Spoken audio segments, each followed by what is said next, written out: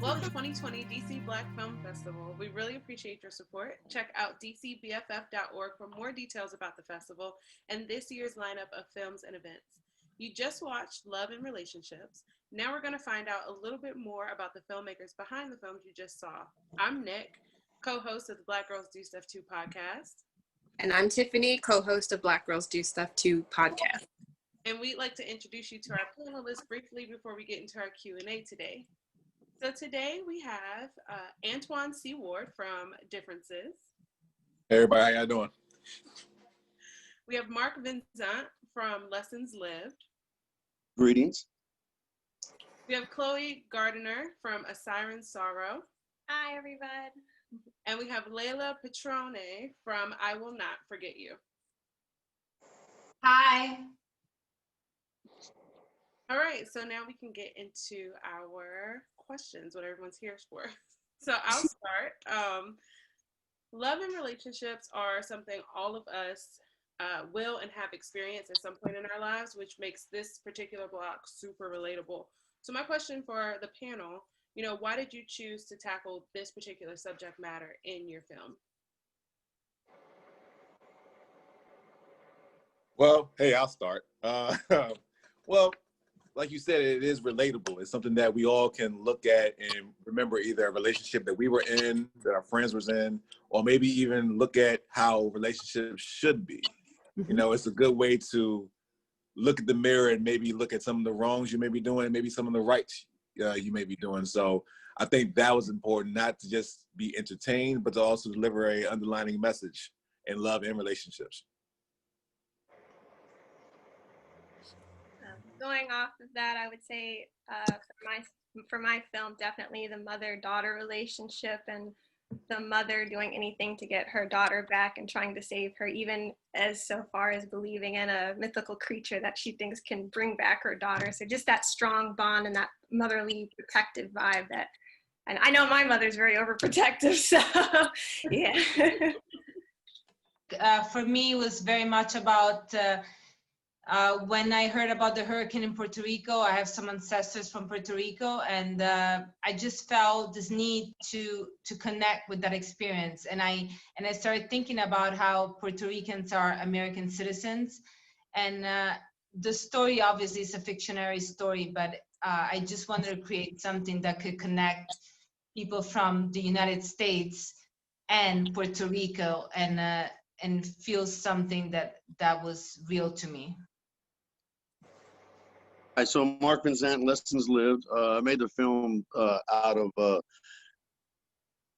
just going through so many trifling things at that time. The last couple of years, actually, and I built up emotions, and so the film is about forgiveness, of course, and so I wanted to illustrate how forgiving something so heinous as losing a loved one, of how looking at something small, just let it go, keep it moving, so it was just important for me to show forgiveness is extremely important, not for the others but for ourselves, pretty much.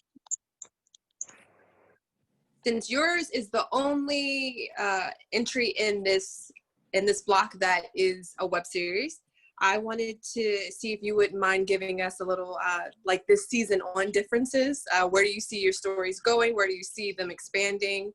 Where do you want to go in the future? Well, if I can give you a little bit of insight, it's the continued growth. We did season 1 and season 2, and it was basically the beginning. You're in a relationship, some things happen, there's disagreements, and you act off your first emotion. So now we just go on to, now that you've gone through that, what's the next step? Is it marriage? Is it, pregnancy? Is it building a family? And it's all about going to the other side of what Black love really is, as far as this difference is concerned, and from a male's perspective. I think I've heard a lot of women over time says, a lot of times men know, and then that switch goes off. That's why you're laughing, right? That switch goes off. So now it's like, let me show you the inside of that switch and show you what that looks like. And that's what we see differences going in the future. Okay, I'll be tuning in. I hope so. My next question is for Laila. For I Will Never Forget You. With the inclusion of Puerto Rico and the recent tragedies there with the hurricane, coupled with the emphasis on armed forces at the end of the film, we were wondering if the story was grounded in a personal experience, be that for you or for somebody that you know. You know, I'll be honest, it wasn't a personal experience, but it was out of, I mean, I was listening to the news during the hurricane in Puerto Rico, and honestly, it struck me how many Puerto Ricans are in the US Army. So what I wanted to do is touch something that I knew personally in terms of having family in the Caribbean and being worried for my family in terms of if there is a problem in the country. But at the same time, I wanted to unite the two aspects of the reality of the relationship between Puerto Rico and the United States. So it wasn't personal. I have a lot of friends that are from Puerto Rico, but it was really more about in the fictional, just giving an opportunity for people to think about the relationship between the two. Thank you so much. And that's so true.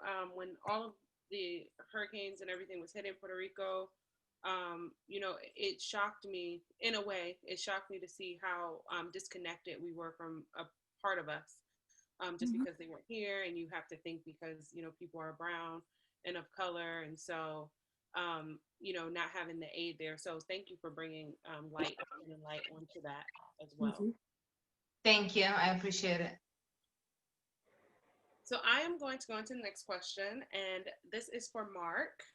So I know you spoke on it a little bit in your introduction with the first question, but I wanted to talk about the kind of theme of forgiveness in your movie because, you know, a lot of times we see that victims of crimes and their families are expected to forgive their attackers almost quickly or immediately, especially when those people are Black or you know, and even Black women.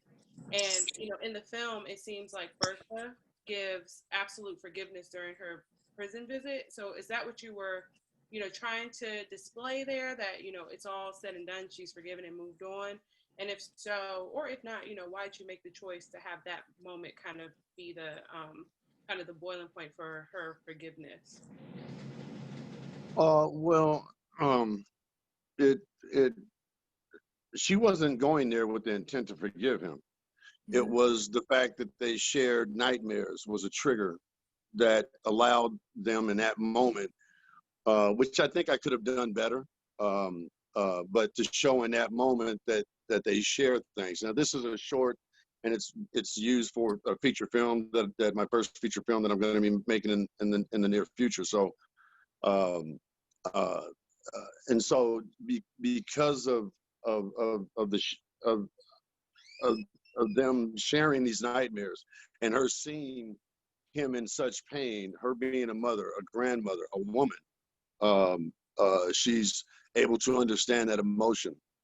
And as a result of that result, she not only forgives him, she forgives herself. Because we all have guilt, especially in the situation where we lose someone. You know, you as a parent, you always feel like something that you should have done better or controlled better or something like that. So yeah, she through the whole thing, she just wants to know why it happened. Something that is a mystery in the short film, but it will be elaborated on in the feature. I'm really looking forward to that. Yeah, definitely. So thank you for answering that. Thank you. Thank you for the question. Chloe, this question is for you for Sirens Sorrow. This film feels like it's more of a peek into a larger universe with the siren, her background, as well as the main character's daughter's fascination with them and seemingly her belief in them, that they're completely real, and as well finding out that she's right. Is this part of a larger story for you? Or would you consider doing that in the future, expanding on it? Hello. Well, it was originally for my school, so it was always meant to be a short film. But as I was writing the story, I kind of did want to add more, mythos, more background to the character. So I would definitely love to in the future try to make a feature film of this. I've always loved fantasy films, and Pan's Labyrinth was definitely an inspiration. So I kind of wanted to incorporate more of the child in the film, but due to the limits of school, I wasn't able to. But I would definitely love to do a feature film, and yes. Okay, well, to expand on that, I'm gonna offer this question to the group. Mark, I know you already said that you have plans on making your film into a feature film. So for you, as well as everyone else, if you could make your story into a feature film, or to expand on it, if you even want to, where do you see your story going, or how do you see yourself building on what you've already shown us? That was to me, correct? That was for everybody, but for you too, because since you already said that you had well, mine, excuse me, mine is looking at society as a whole. If you noticed, I reversed the ethnicities of the two, and I did not write that in the script because I was curious to see the response to it, and everyone assumed that the antagonist was black, which I found to be trifling, with no better word than that, in all honesty. However, in what I want to show in the feature is that environmental factors, opportunity factors, things that we all know that allow a person to move to the next step in our society and be happy in it, is what I'm trying to illustrate in the feature. And so the young man, and I chose him to be white for that very reason, was that he, growing up in the feature, it's basically just showing that race and ethnicity have nothing to do with it, but rather opportunity, environmental factors, and things like that support how one believes in our society, and one is able to provide to our society. So, did I answer that? Yes. Thank you. But it was a need for me to reverse those racial roles. Very important to me to do that. Oh, I appreciated that. And I want to say that the end scene between the two characters actually really touched me, when they kind of found a common ground in both of their grief. And I know you said before that you probably want to do that better, but I think you did a really good job already with showing that part. I really felt the emotion in that. Oh, thank you so much. We're able to really pull that out of your actors, so good job. Yeah, they were amazing, actually. Yeah, they had everyone in tears on set, on that set. Yeah, on that take. It was, yeah. Thank you. Laila, did you want to hop in on that? I'll be honest. I never wrote the short film thinking of it as a feature. Okay. Do I think there could be a feature? Of course, but my project was really aimed at a short film, and it was really aimed at just giving a moment for people to think about the relationship as Puerto Ricans, as US citizens, and just leave it for people to think. So I wouldn't be able to now give you what will be the feature, but I'm sure there could be a wonderful feature as well. Yes. Well, I know for differences, we obviously want to take this from a web series to a TV series, going on Netflix, Amazon, or on TV. That'd be great. But it's more than just the relationship side of it, because I'm from DC, so I like to show the real side of DC and also harp on the gentrification side of it. There's a lot of that being done, and a lot of times I think we forget that, and as far as in the media form. And so I like to really highlight that. That's what the character Derek was about, was just showcasing how he can be a part of the change that he needs to see. And I don't want to always show the Capitol or the White House. I like to show U Street. I like to show, the Go-Go's, like what I grew up on, what makes DC really DC, So, yeah. Dude, I miss that Go-Go, man. Man, what? Let me find out Mark was beating his feet in the clubs. Hey, we all should be beating our feet in the clubs, okay? Maybe when Corona is over, we can all. I'm ready. No, that's really interesting. I'm interested to see the journey, your journey of going from web to TV. I think that's always something interesting. Some web series that I love are doing well. In talks, of course, we all know Insecure, which made the jump from Awkward Black Girl, which was one that I really enjoyed. And so, I'm wishing you all the best, and I'm hoping to see it. And if you need a cute face, cute plus size girl, I'm here for you. So man, we look, man. Don't say that. The universe is listening. The universe is listening. Well, I want to ask another question to the group. These films were included, as you know, in the love and relationships block. And a lot of times when we hear love, we immediately think romantic love. And we saw that all of these projects explore topics beyond romance. So, for each of you, how would you define love? And then how does that shape your artistry? Nobody wants to go first? I'll go first. I mean, I don't know if I have the answer right now, but I love love, and I love romantic stories, and I'm a big fan of romance. Of course, this story is about a father and a daughter, and I think that is deep inside is the biggest love, when a parent and a child's love.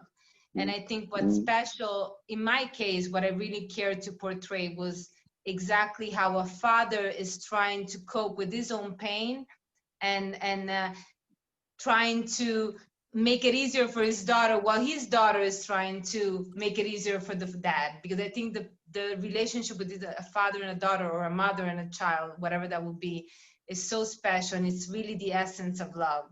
So I think love, it's really about communication, about understanding, and about taking care of each other. I think at the end of the day, it's about taking care of each other. Yeah, so I think for me, love can't happen until I love myself. So if I don't know who I am, what I want, and what I'm trying to be, I can't really fully know what love is to me. I can't let society dictate what I see what love is. It has to come from inside to come out. Just like in my series, it's not just about the relationship side, it's about them growing as people and knowing what it is that they like and what they really want and who they really are. There's one character that struggles with, or used to struggle with, the sexuality. That's big, because it's not only like I need to love my character, I need to love myself so I can grow as a person. So I think for me, love is self-realization and growth and maturity. I don't know if I personally can define love, but I will say I find it can be within friendships, romantic relationships, family, even pets. So I just think it's really, to me, just finding a bond with someone that I guess you just don't really have with someone else. I mean, just even with certain friends, I notice maybe I'm closer to some of my friends than others, or I just think it really is just finding a connection, a bond, communication. So that's how I would describe it. I have noticed in my years that love equals trust, and is defined by the amount of trust that I have for any one person. So friendship, an animal, the love that I've always found with my dogs that I've had throughout my life is so much different than I would have with my partner. But love can't be defined. It's just this wonderful emotion that just gives you the happiness of joy. It's just there's nothing that compares to it, and that's why it's even when you ask the question of it, there is a pause. Anytime you ask that question, there's a pause when it comes to love, because it creates this window of honesty. You know what I mean? That you cannot fabricate the reality of it. That's how deep the word and its feeling is. It just really just transcends life itself, I believe. So Thank you guys for all Good answers. answers. That was very good. Something for me to ponder on. I also am a lover of love, and I think about that often. You know, how does it change? How does it shift in our lives? And, you know, how do you define it? And, you know, whether you look at religious texts or you look at science and you look at different things, you know, trying to pinpoint exactly what it is, they just can't do it. But we all know it exists because we feel it, right? So I think that's like a really amazing thing. As we wind down, I want to ask you guys, what is the one thing that you want audiences to take away from your film? Go Am I first. always? Go Go ahead. ahead. Go, Mark. No. By all means, No, go ahead. no, Go please ahead. go. Okay.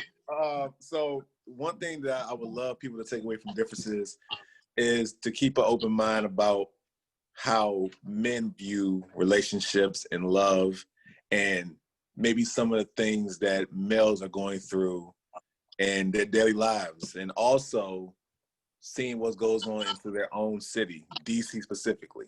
Really keep an open mind. It's past just love and relationships. This is a bigger story than what you kind of see if you just really just look at it past the surface. Awesome. Should I go, Mark? Okay. I just let the little stuff go. Life is way too short. Just wait. I mean, just I stumped on that one because life is way too short. Let the little stuff go. Enjoy life. You know what I mean? And just understand that things happen in life, that it's, you know, lessons that you have to learn. Not easy, but you know, hopefully you learn it sooner rather than later. I guess for my film, I would say appreciate what you have, because you don't really know who's watching or plotting, and if it seems too good to be true, it usually is. I guess for me, I agree with everything you guys have said, because there's so many different things. In my case, of course, just going back to my short film, I think I just want people to think about, yes, the relationship between Puerto Rico and the United States, but I think that story, even though it's a story about a specific event, just speaks for the relationship within the world. And I think at this time, more than ever, we are reconnecting with our relationships among countries, among states. And I just think it's important to look at us as individuals and see what connects us, really. And I think that goes beyond what was the initial message of my short film, but we really have to stay together now and as humans. I agree. Thank you. Thank you. So before we go, I want everyone to take an opportunity to let people know where they can stream your film and how they can connect with you. You can catch it on YouTube. Just put in Differences Web Series. It'll come right up. Our Instagram is DIFF Web Series. And you can follow me on my personal page. It's Showcase, ITSSHOCASE. And, you know, tell all your friends, your family. Watch it with your dog. Like, just do it all. Okay? It's a great story. Come on now. Don't forget the cats. Oh, listen, and the cast is amazing. Like this is an amazing story. Come on now, like Mark, thank you for helping me out. It's an amazing story. Ladies first. Well, No, boys. Okay. I don't have the film out just yet, but you can follow me on Instagram to see a lot of my behind the scenes photos of this film and my other films I've done. My Instagram handle is @Clover232, so CLOVER 232. So. Awesome. My short film right now is not available online. You can watch it at DC Black Film Festival soon. Actually, now you're watching it now. So coming next, it will probably be in other festivals. So you can check my website, www.lailapetrone.com, or follow me on Instagram at On the Road to Art. Right on. There you go. And mine's is Mark, first name, last name, pictures.com. Mark Vinzant Pictures, all. Absolutely. For sharing your art with us. We really appreciated it. Yeah, Yeah, we're we're looking forward to it all. Mhm. So that's all the time we have for today. Thank you all for being a part of this panel. It was really great. Remember that you can always go to dcbff.org for more details about the festival and this year's lineup of films and events. If you'd like to ask specific questions about the films you just watched, visit our Facebook page at facebook.com/DC Black Film Festival and find this Q&A block so you can interact with our panelists directly. Thanks again for your support and enjoy the rest of the fest.